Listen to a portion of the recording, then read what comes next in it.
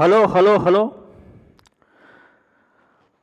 आप सभी दर्शकों का हमारे यूट्यूब चैनल लाइफ आर्ट पर हार्दिक अभिनंदन।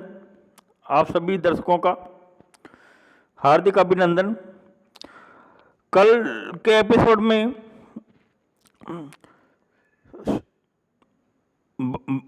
भगवत गीता के ये 7वें अध्याय का समापन हो चुका था। आज हम श्रीमद् भगवत गीता के 8वें अध्याय का महात्म शुरू करने जा रहे हैं। सभी दर्शकों से अनुरोध है कि आप ध्यानपूर्वक ये 8वें अध्याय का महात्म को सुनने की कृपा करें। तो चलो शुरू करते हैं। भगवान शिव कहते हैं, देवी अब 8वें अध्याय का महात्म सुनो। उसके सुनने से तुम्हें बड़ी प्रसन्नता होगी। लक्ष्मी जी के पूछने पर भगवान विष्णु ने उन्हें इस प्रकार अष्टम अध्याय का महात्म बतलाया था। दक्षिण में आम्र द्रकपुर नामक एक प्रसिद्ध नगर है। वहां भाव शर्मा नामक एक ब्राह्मण रहता था, जिसने वेश्या को पत्नी बनाकर रखा था। वह मांस खाता, मदिरा पीता, श्रेष्ठ पुरुषों का धन चुराता और पराई स्त्री से अभिचार करता और शिकार खेलने में दिलचस्पी रखता था। वह बड़े भयानक स्वभाव का था और मन में बड़े बड़े हौसले रखता था। एक दिन मदिरा पीने वालों का समाज जुटा था। उसमें भाव शर्मा ने भरपेट ताड़ी पी, खूब गले तक उसे चढ़ाया। अतः अजीर्ण से अत्यंत पीड़ित होकर वह पापात्मा कालवश मर गया और बहुत बड़ा ताड़ का वृक्ष हुआ। वो ताड़ का वृक्ष बन गया। उसकी घनी और ठंडी छाया का आश्रय लेके ब्रह्म राक्षस भाव को प्राप्त हुए कोई पति पत्नी वहां रहा करते थे। उनके पूर्व जन्म की घटना इस प्रकार है। एक कुशीबल नामक ब्राह्मण था, जो वेदांग के तत्वों का ज्ञाता, संपूर्ण शास्त्रों के अर्थ का विशेषज्ञ और सदाचारी था। उसकी स्त्री का नाम कुमति था। वो बड़े खोटे विचार की थी। वो ब्राह्मण विद्वान होने पर भी अत्यंत लोभवश अपनी स्त्री के साथ प्रतिदिन भैंस, काल पुरुष और घोड़े आदि बड़े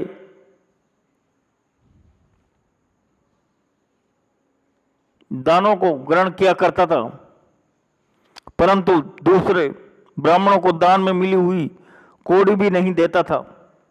वे ही दोनों पति पत्नी कालवश मृत्यु को प्राप्त होकर ब्रह्म राक्षस हुए।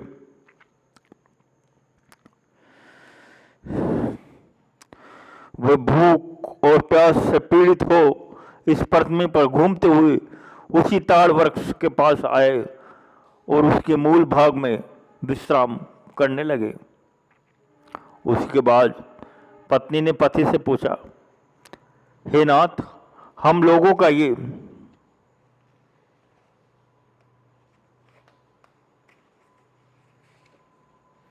महान दुख कैसे दूर होगा तथा ब्रह्म राक्षस योनि से किस प्रकार हम दोनों की मुक्ति होगी। तब उस ब्राह्मण ने कहा, ब्रह्म विद्या के उपदेश,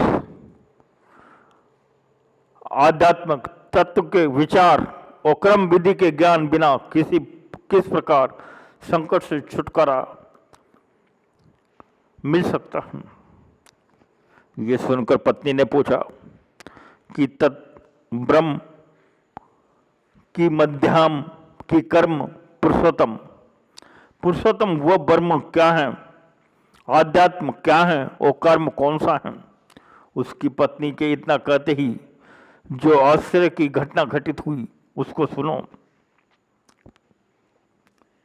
जो घटना घटी उसको सुनो। उपयुक्त वाक्य गीता के 8वें अध्याय का आधा श्लोक था। उसके श्रवण से वह वृक्ष उस समय ताड़ के रूप को त्याग कर भाव शर्मा नामक ब्राह्मण हो गया। तत्काल ज्ञान होने से विशुद्ध चित्त होकर वो पाप के चोले से मुक्त हो गया तथा उस आधे श्लोक से ही महात्म से वे पति पत्नी भी मुक्त हो गए। उनके मुख से देवात ही 8वें अध्याय का आधा श्लोक निकल पड़ा था। तद उपरांत आकाश से एक दिव्य विमान आया और वे दोनों पति पत्नी उस विमान पर आरूढ़ होकर स्वर्गलोक को चले गए।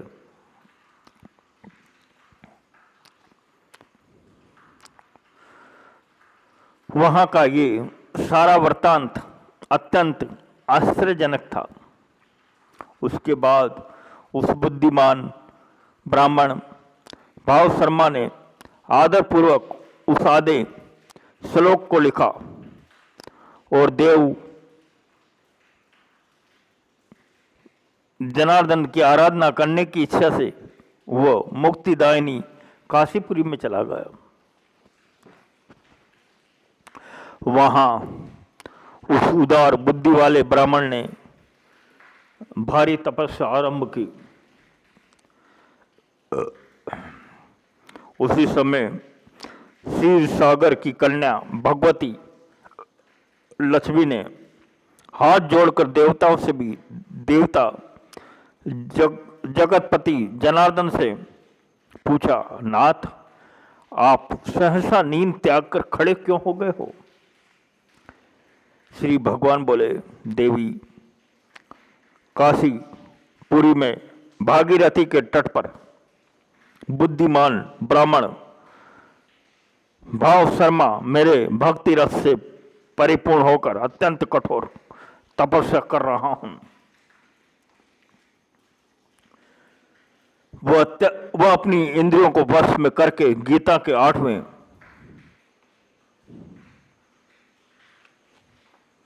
अध्याय के आधे श्लोक का जप करता है।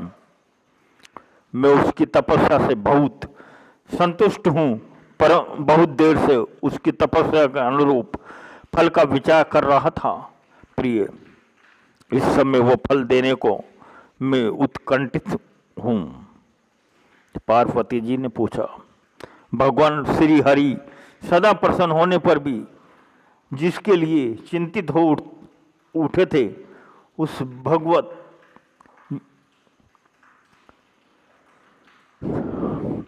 भक्त भाव शर्मा ने कौन सा फल प्राप्त किया। श्री महादेव जी बोले, देवी द्विज श्रेष्ठ भाव शर्मा प्रसन्न हुए। भगवान विष्णु के प्रसाद को पाकर आत्यंतिक सुख मोक्ष को प्राप्त हुआ तथा उनके अन्य वंशज भी जो नरक यातना में पड़े थे उसी के शुद्ध कर्म से भगवत धाम को प्राप्त हुए। पार्वती, ये 8वें अध्याय का महात्म थोड़े में ही तुम्हें बताया है, इस पर सदा विचार करते रहना चाहिए। ये 8वें अध्याय का महात्म यहीं आकर संपन्न होता है। बोलो वासुदेवाय नमः, श्री कृष्ण देवाय नमः। बहुत बहुत धन्यवाद, थैंक यू। आप इसी तरह हमारे चैनल पर बने रहे और गीता के ये संपूर्ण अध्याय आप सुनते रहे। आज ये हमने 8वें अध्याय का महात्म बतलाया था। तो बहुत बहुत धन्यवाद, थैंक यू। और आप हमारे ये गीता के प्रथम अध्याय से लेकर ये सात अध्याय और 8वां महात्म के संपूर्ण वीडियो देखने की कृपा करें, ताकि आपका मन में शांति बनी रहे। धन्यवाद, बहुत बहुत धन्यवाद, थैंक यू।